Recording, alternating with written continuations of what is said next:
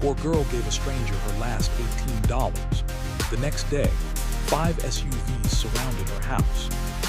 Its streets were narrow, cobblestones slick with the endless drizzle that had fallen since dawn, and the buildings leaned over each other like tired, old giants. Smoke rose from chimneys in thin spirals, curling into the gray sky. Alara's small shoes splashed in puddles as she hurried down the street, her shawl wrapped tightly around her thin shoulders. In her hands, she held the last 18 coins she had, jingling faintly, a reminder of her own poverty and the struggles she faced every day. She had been hungry for 2 days. Her stomach gnawed at her, a constant reminder that food was not guaranteed, even for those who worked endlessly to earn it. And yet, when she saw him, a stranger standing beneath the dripping eaves of a broken doorway, she didn't hesitate. He was soaked, his dark cloak plastered to his frame, his face hidden under a hood that glimmered faintly in the dim light. But it was his eyes that caught her, a stormy, impossible shade, like the sea before a lightning storm. They seemed to pierce through her, seeing everything she tried to hide. Without thinking, without questioning why her heart pulled her, she stepped forward. "Here," she said, pressing the coins into his hands. "Take this, please." The stranger looked down at the coins as if surprised, and then up at her. His eyes softened, though they were still heavy with some kind of darkness, a sadness that seemed older than the city itself. "You shouldn't," he said, his voice low and smooth, carrying a weight that made her chest tight. I have nothing left," Alara whispered, her hands trembling. "But maybe it can help you." He stared at her a long moment, and then slowly he nodded. He tucked the coins into a hidden pocket beneath his cloak, then reached out, brushing a strand of her hair from her damp face. The touch was fleeting, yet it left a strange warmth, a tingling that spread from her chest to her fingertips. "Your kindness," he said almost to himself, "is dangerous." Alara frowned. "Dangerous. Sometimes," he said, "the world does not reward those who give." She shivered, more from his words than the cold rain. There was something unsettling about him, something that stirred a fear she didn't fully understand. But alongside the fear, there was curiosity, and perhaps a small, unspoken hope. Before she could speak, he was gone, slipping into the shadows of the alley like a ghost. Only the faint shimmer of his cloak remained in the corner of her vision. She blinked, unsure if she had imagined the entire encounter. That night, as she lay in her tiny attic room, sleep was a stranger. Her thoughts returned to him over and over, and then, slowly, the dreams came. Dreams of a world she had never seen, where skies were dark and rivers ran like molten silver, where castles floated on clouds, and strange creatures moved silently through the mist. And in each dream the stranger called her name, his voice echoing over the thunder and the wind. "Alara!" She woke with a start, heart pounding. The first rays of dawn barely touched her window, and the drizzle outside had not stopped, but something was different. The air felt heavy, charged, as if the city itself held its breath. Then she saw it. 5 large carriages, black and gleaming, their wheels silent even on the wet cobblestones, lined up outside her small house. Her heart leapt. She had never seen such vehicles before, at least not in her neighborhood. They were enormous, far too grand for this part of the city, and each one bore strange markings that glowed faintly even in the dim morning light. Symbols she did not understand, yet somehow they seemed to hum in tune with her own heartbeat. And then she saw him. Standing at the edge of the street just beyond the first carriage was the stranger. Cloaked again, his hood drawn over his head, but now she saw more of him, tall, commanding, and impossibly graceful. His eyes, those stormy, dangerous eyes, met hers, and the world seemed to narrow to the space between them. "Alara," he said, his voice calm but carrying a strange force, "come with me." She shook her head, stepping back. I can't. Who are you? What do you want from me?" He took a step forward, and the wind seemed to bend around him. "I am someone who needs you," he said. "And perhaps you need me, though you do not yet know it." The words chilled her. "I have nothing," she whispered. "I am nothing. Why would you want me? His expression softened, and for a moment the weight of centuries or perhaps lifetimes rested in his gaze. Because your heart is rare, he said simply. Because it beats with courage and compassion, even when the world has sought to break it. That is why. Alara wanted to run. Her instincts screamed at her to flee, to hide, to lock herself away from this stranger who spoke in riddles and moved like a shadow. But her legs would not obey. She felt rooted to the spot, caught in a gravity she could not see but could feel deep in her chest. Please, he said, extending a hand. Come, not for me, but for yourself. There are dangers that will come if you remain here, things you are not yet ready to face alone. Her eyes drifted to the carriages. They seemed alive in the rain, their dark shapes gleaming with a life of their own. And though fear tugged at her, curiosity and something deeper, stronger, pushed her forward. She took a tentative step, then another until she stood before him. His hand was warm, steady, and when she placed hers in it, a shiver ran through her, as though the world itself had shifted. The stranger nodded once approvingly and then led her toward the first carriage. The ground beneath her seemed to hum, and a strange scent, like wet stone and old magic, filled her senses. As they stepped inside, the rain outside became a distant memory. The carriage was long, lined with velvet and shadow, and the air smelled faintly of something she could not name, danger, perhaps, or promise. Alara, he said quietly, you have changed your fate with a single act of kindness. You may not understand yet, but the coin you gave, it was not for me. It was for what you are about to face. What am I facing? She asked, her voice barely more than a whisper. He did not answer immediately. Instead, he turned to the window, and outside the city passed like a river of gray and silver.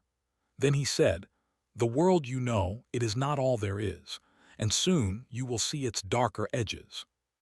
The parts where fear and power walk hand in hand, and where love can be the sharpest weapon of all. Alara swallowed hard, a knot of both dread and anticipation tightening in her stomach. She had never imagined a world like this, nor someone who seemed so entwined with it. And yet, somehow, she felt as though she had always been waiting to meet him. The carriage moved silently through the streets, gliding over the wet cobblestones as though the rain itself parted before it. She watched the city fade into mist, and a strange thrill ran through her veins, a mixture of fear, longing, and hope. And then, in the dim light of the carriage, he looked at her again. There was something unspoken in his gaze, a promise or a warning, she could not tell which. Alara, he said softly, when we reach the place I will show you, nothing will be as it seems. You must trust only yourself and perhaps me. She nodded, though uncertainty gnawed at her. She had no choice, really, not if she wanted to survive whatever this was. And so, with her hand still in his, she took a deep breath, bracing herself for what lay ahead. Outside, the rain continued to fall, hammering the rooftops, whispering against the stone walls of the city. But inside the carriage, for the first time in a long while, Alara felt alive.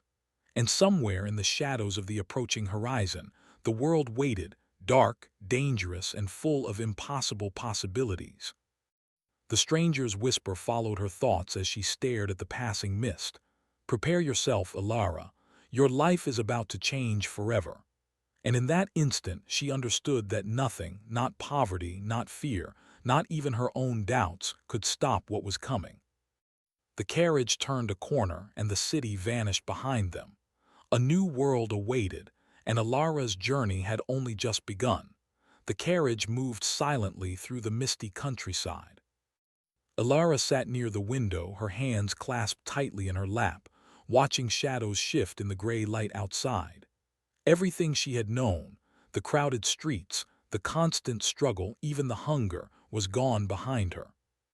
Ahead lay unknown lands, mysterious forests, and a fortress that seemed to rise from the very earth, dark and impossibly tall.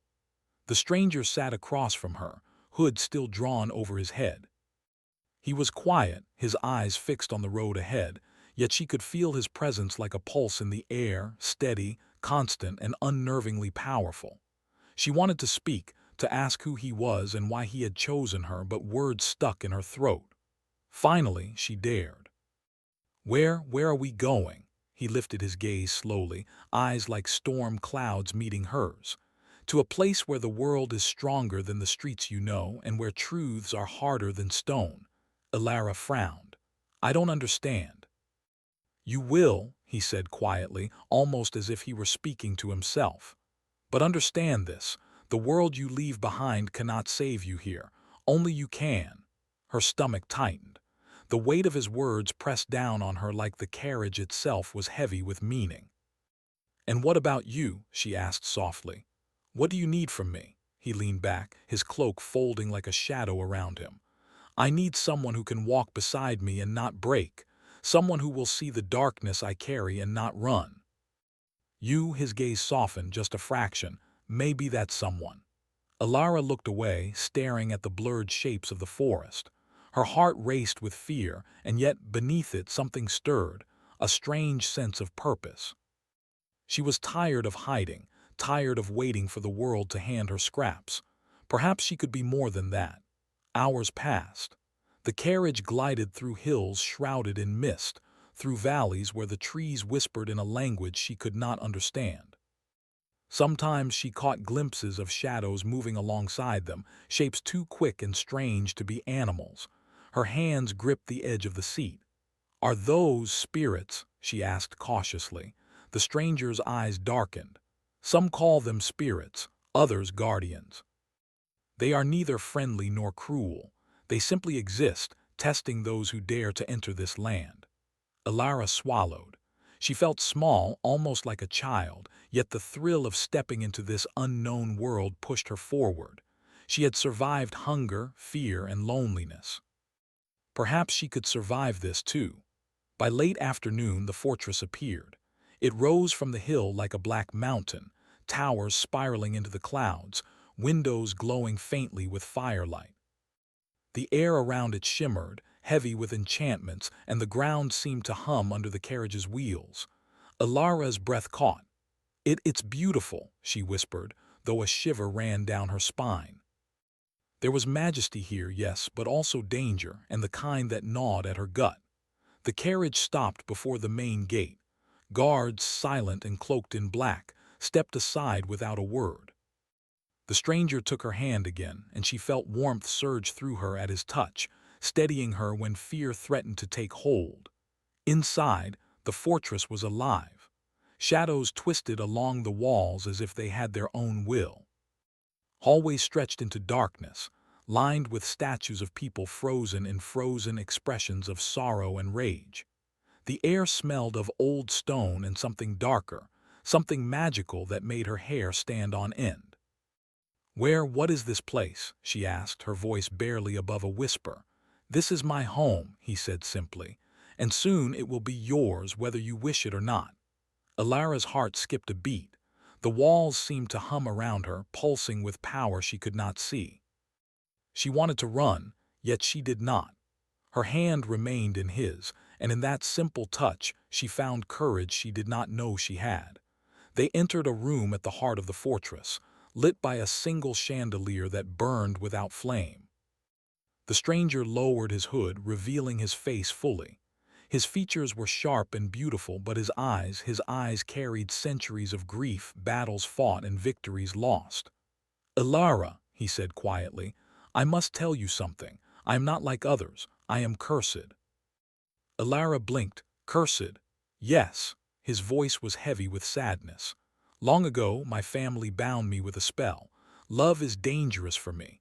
Any bond I form can either destroy the one I care for or bring my own end. That is why I wandered the city alone for so long." She felt her chest tighten. "But you helped me. You accepted my coin." He nodded. "Yes, and in doing so you placed yourself in the path of my fate. The curse is tied to those I touch, those I save, those I care for. It is not a simple thing, Elara. You could be in danger simply by being near me." Elara swallowed hard. "Then why bring me here? Why me?" "Because," he said softly, stepping closer, "I have not met anyone like you. Your heart is strong yet kind, brave yet gentle." You can withstand what the world and I might bring, and perhaps together we can change what is written." Alara's pulse raced. She wanted to run, to hide, to refuse, yet every instinct whispered that she belonged here, at least for now. That perhaps this was her chance to step into something greater than survival. "You will stay here," he continued, "and you will learn. Learn about the world, about the dangers that move unseen, and about the magic that binds it all. I will guide you, but you must also trust yourself. The choice is yours, Alara. You can leave now or step forward into a life you cannot yet imagine." She took a deep breath, then nodded. I will stay. I want to understand. I want to help." He studied her a long moment, then finally, a small, rare smile touched his lips. "Good. That is the first step." The next days were a blur of lessons and revelations. She learned the halls of the fortress, each room more mysterious than the last. Some rooms held books older than the city, filled with knowledge she could barely understand.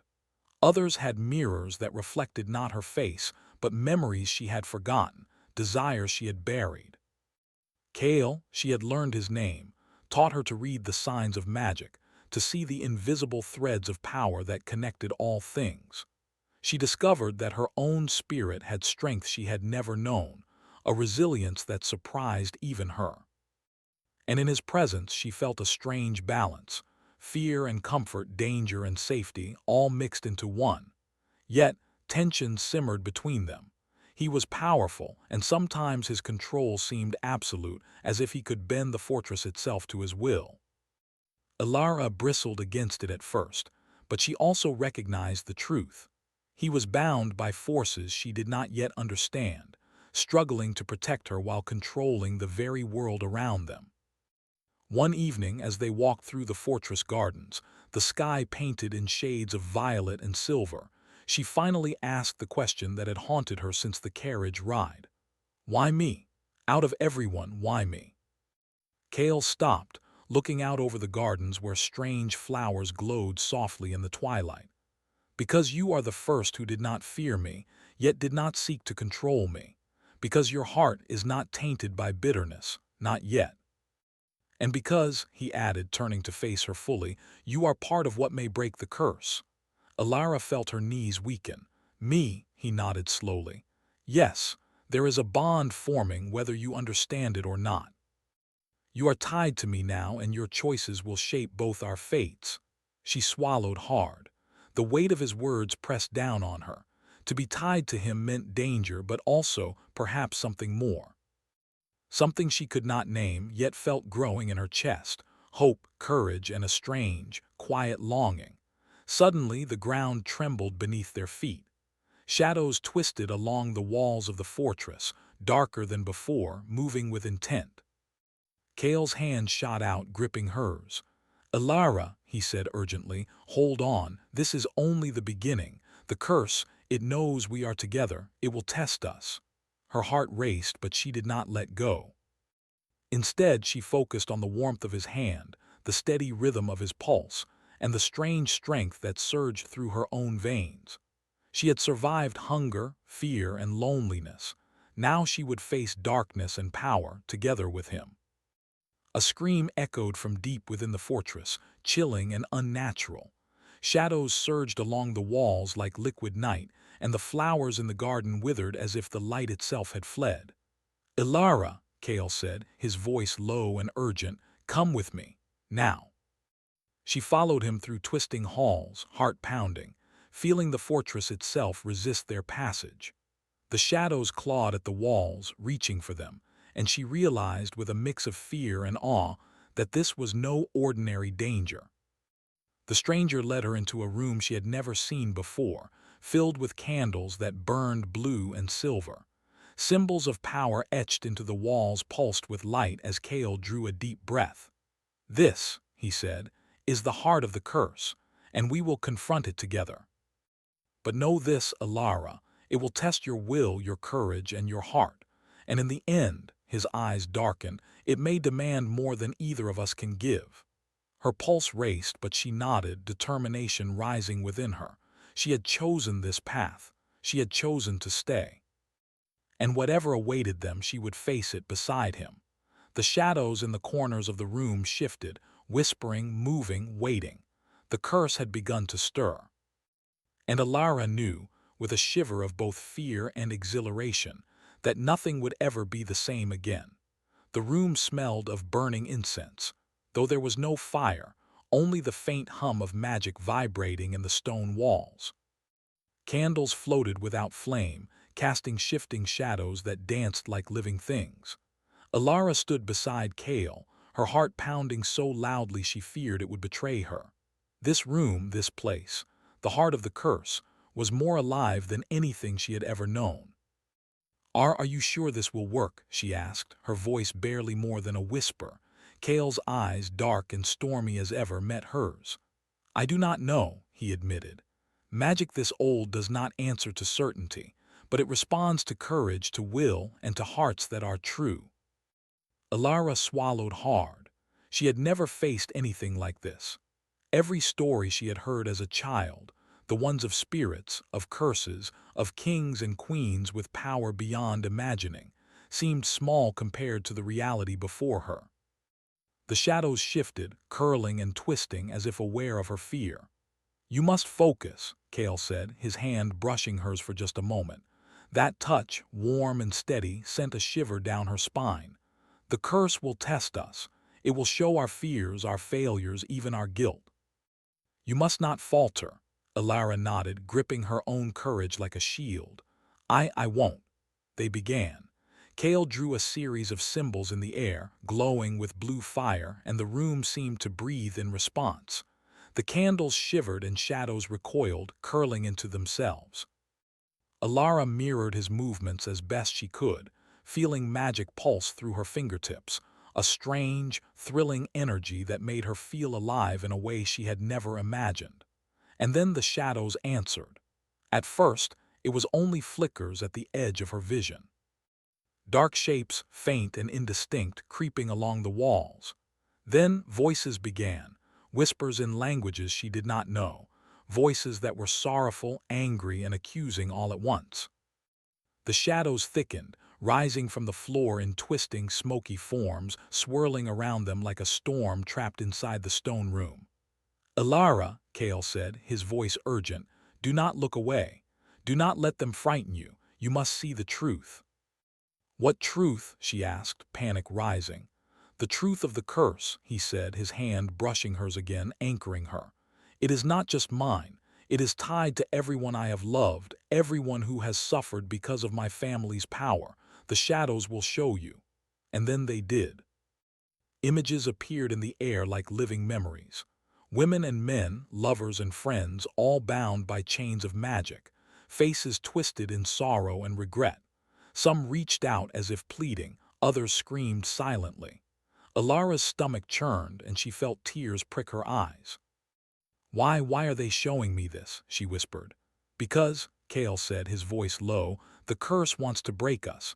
It tests not only my heart but yours. It wants to see if our bond is strong enough to endure truth and fear." Alara's gaze hardened. She could feel the magic pressing against her chest, trying to make her falter. But she would not. She could not. Not after all she had survived. Not after all she had already given. "I am not afraid," she said, though her voice trembled. Kale looked at her, his eyes softening, almost tender. "Good. Courage is not the absence of fear, Alara. It is moving forward despite it." They continued the ritual. Symbols of power etched into the air glowed brighter, a light that made the shadows hiss and recoil. Alara felt the energy coursing through her like a river of fire and ice. She could sense Kale's presence beside her, steady and strong, guiding her, protecting her. And yet she also felt a strange connection that went deeper, a pull that made her heart ache with longing, and yet steady with trust. The shadows reacted violently, twisting into forms that resembled Kale himself, but dark, cruel, and distorted. They moved toward him and he swung his hands, forcing them back with waves of magic. But even as he fought, one of the forms reached out to Alara, whispering her name, promising fear, failure, and loss. She did not retreat. Instead, she reached out to the shadow, feeling her own magic meet it. The darkness recoiled, hissed, and then shattered into sparks of black smoke that drifted to the floor. She felt a thrill of victory, small but powerful. Kale's hand closed over hers and he smiled faintly, a rare expression of warmth. "You are stronger than I imagined," he said. Alara felt a mixture of pride and fear. She had always survived by herself, but this was different. Here, the stakes were higher. Here, failure could mean more than hunger or cold. Here, the weight of magic and fate pressed down on them both. But even as they pressed forward, the curse was not finished. The shadows coalesced into a massive form, a figure taller than the ceiling, made entirely of black smoke and glowing red eyes. Its voice was deep and resonant, filling the room with a sound that rattled her bones. "You dare challenge me," it thundered. "You dare touch the bonds that I hold." Kale stepped in front of her, his hands glowing with blue fire. "We do not fear you," he said, voice steady, though his eyes betrayed worry. "I am stronger than you," the shadow growled. "Stronger than your hearts combined." Alara stepped forward, feeling the power of her own courage swell inside her chest. "We are not afraid," she said. "We choose our hearts, not your fear." For a moment the room was still. The shadow hesitated as if surprised, and then with a roar it lunged. Kale and Alara moved together, their magic intertwining, creating a barrier of light that met the darkness with a brilliant clash. Sparks flew, and the air was thick with the smell of ozone and stone. She could feel the power of the curse pressing against her, testing her, trying to make her falter. But she did not. Minutes passed, or perhaps hours. Time itself seemed distorted. And then, with one final surge of energy, the shadow screamed and dissolved, leaving only a faint trace of smoke. The room fell silent except for the sound of their breathing. Alara sank to the floor, exhausted but triumphant. Kale knelt beside her, his hand on her shoulder. You survived the first test," he said, pride and awe in his voice. We did it," she whispered, feeling the adrenaline fade into exhaustion. Kale's gaze softened, and for the first time he allowed himself to show a vulnerability she had never seen. "Yes," he said quietly, "together, and yet," his eyes darkened again. "This is only the beginning. The curse is older, stronger, and it will return. But now it knows something, we are connected, and that frightens it." Alara's chest ached, not from exhaustion but from the closeness she felt with him, the bond that had grown through fear and courage. She did not know what would come next, but she knew she would face it with him. As they left the room, walking through the silent halls, she noticed the statues lining the walls. They seemed different now, not just silent witnesses of sorrow, but guardians watching over them. Somehow she understood that their victory, small as it was, had changed the fortress, if only slightly. Kale led her to a balcony overlooking the gardens. The moon was rising, silver and bright, cutting through the mist. The flowers glowed faintly and the shadows from the day had receded. "Alara," Kale said softly, "you have faced darkness tonight and you did not break. But know this, the curse has many layers. Each test is harder than the last. And each time it will push you to the edge, not just of your courage, but of your heart." She turned to him, meeting his gaze.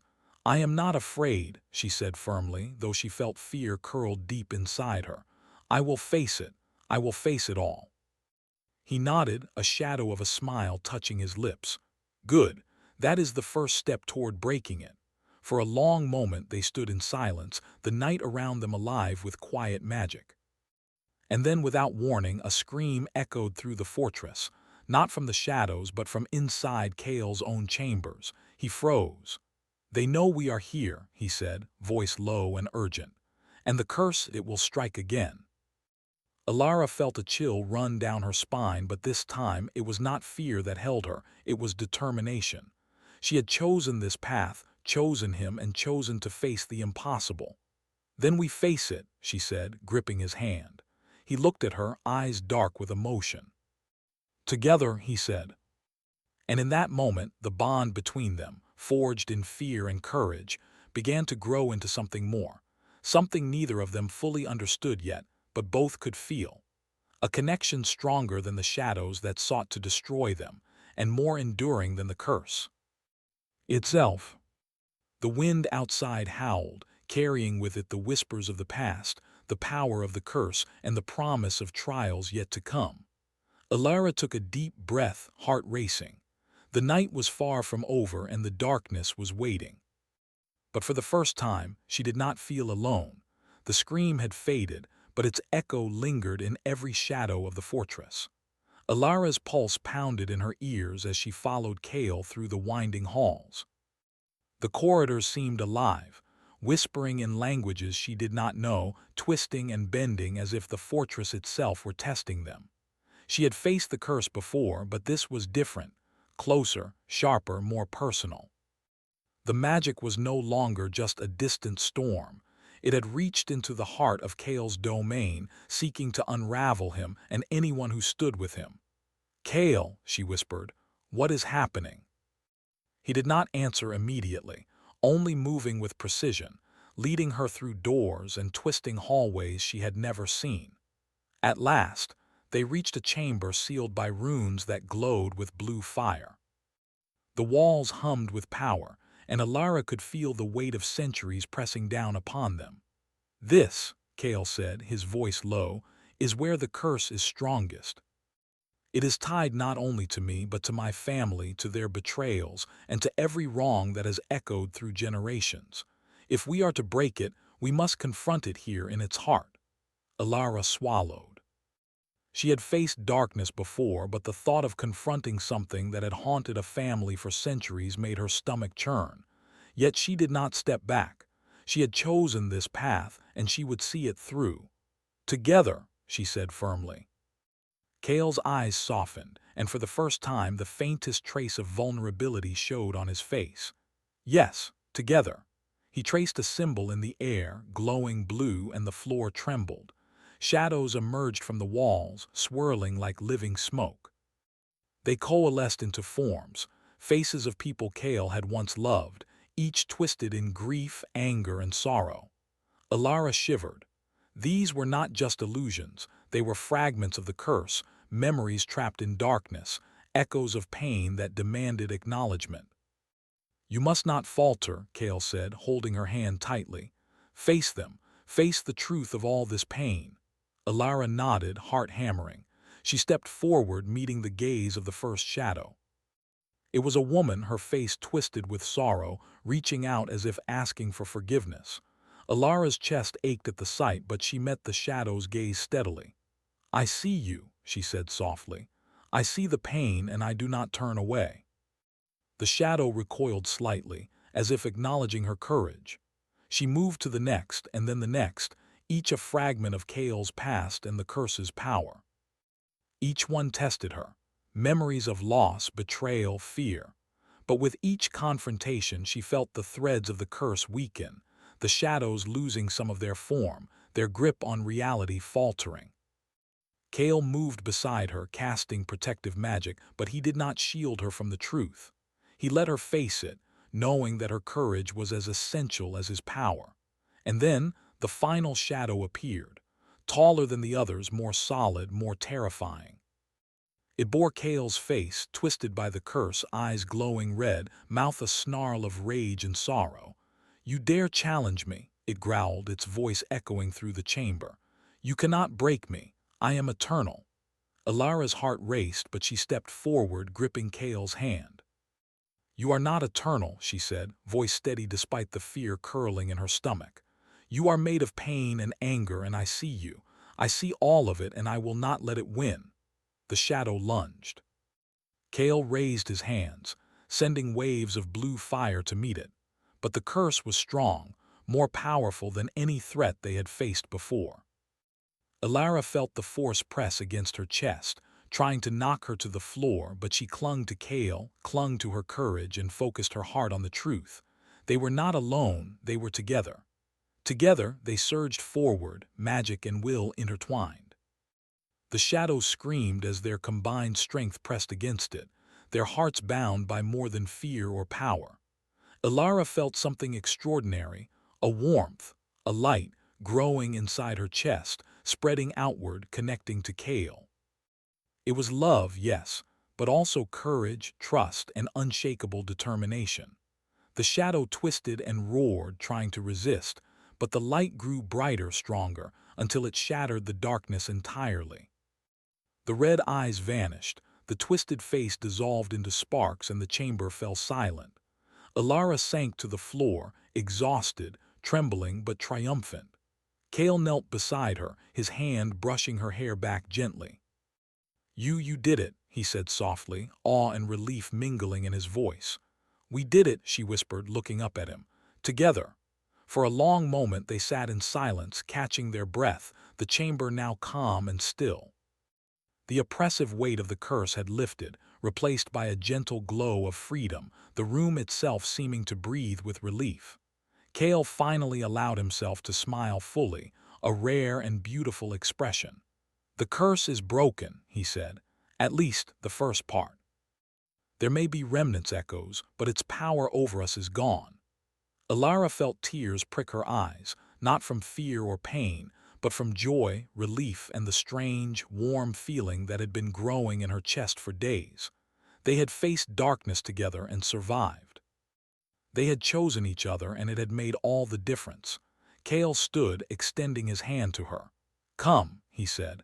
"We have much to rebuild, and the world beyond this fortress awaits, but now we can face it without fear." Ilara took his hand, standing beside him, and felt the strength and calm in his presence. The fortress, once a place of shadow and danger, now seemed alive with possibility. Flowers glowed softly in the gardens, shadows no longer threatened, and the air felt lighter, charged with the energy of freedom. They walked through the halls together, the bond between them growing stronger with every step. Kale showed her the chambers that had once held memories of loss, now cleared of their haunting power. Ilara felt a sense of peace she had never known, a rare and precious treasure in a world that had always demanded survival. And yet, even in this moment of triumph, the challenges of the future lingered. The world outside the fortress was still vast and dangerous. Kings and queens, magic and power, all waited beyond the gates, but Ilara no longer felt powerless.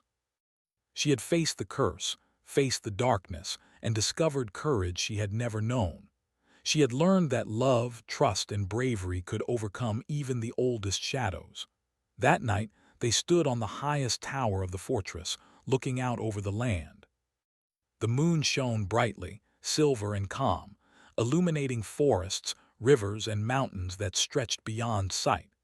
The air was cool and fragrant with the scent of night-blooming flowers.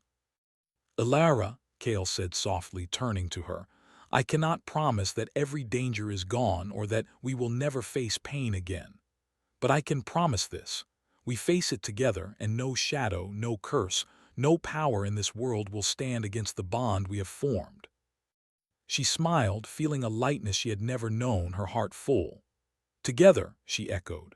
The wind swept around them, carrying whispers of the past, of trials overcome, and of the promise of a future they would face side by side. For the first time, Ilara felt truly alive, not just surviving but living with purpose, courage, and hope. And in that quiet, magical night, two hearts bound by courage and trust looked toward a new dawn, knowing that the greatest power was not magic, nor wealth, nor strength, but the choice to face darkness together and to let love guide them through. The fortress, once a place of fear, now seemed to hum with life, light spilling from the towers, reflecting in the rivers below. The curse had been broken, the shadows banished, and a new chapter had begun. Ilara rested her hand in Kale's, feeling the warmth and steadiness of his presence. She knew that their journey was not over. The world was vast, full of challenges and mysteries, but she no longer felt small, alone, or powerless. Together, they could face anything. And as the first light of dawn touched the horizon, the fortress standing tall and proud, they knew, finally, that love, courage, and hope could break even the oldest shadows. Ilara smiled, heart full, eyes shining. "We did it," she said softly. Kale looked at her, the faintest smile gracing his lips. "Yes," he said, "together." And in that moment, the dark fantasy of the past gave way to the promise of a future bright with possibilities. A world no longer ruled by fear, but by courage, trust, and the enduring power of hearts united.